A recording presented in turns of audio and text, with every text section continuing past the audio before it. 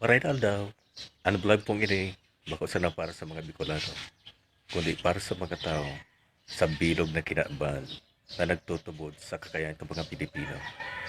Pumayag po ako dahil gusto ko rin makapagbigay ng inspirasyon at lakas ng loob sa ating mga frontliners at sa lahat ng Pilipino sa pamamagitan ng ating boses na wala namang kapalit na pera. I live. I speak, I feel, I live, I learn.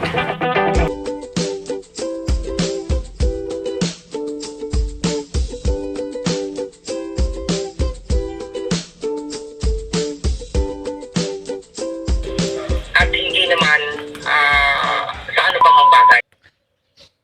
Ano ka naman manay, Mel? Vice, ano tanagibo mo yan? Iba po ang sinasabi sa ginigibo.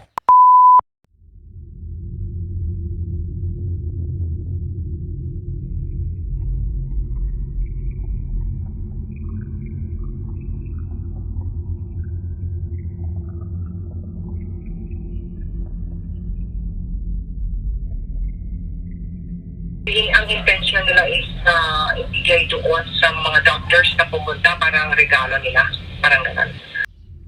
Kawas.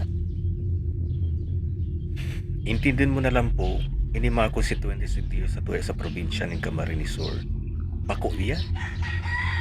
O ano pa kaya, nagibo mo na. Raot ka ng maray sa mga tao.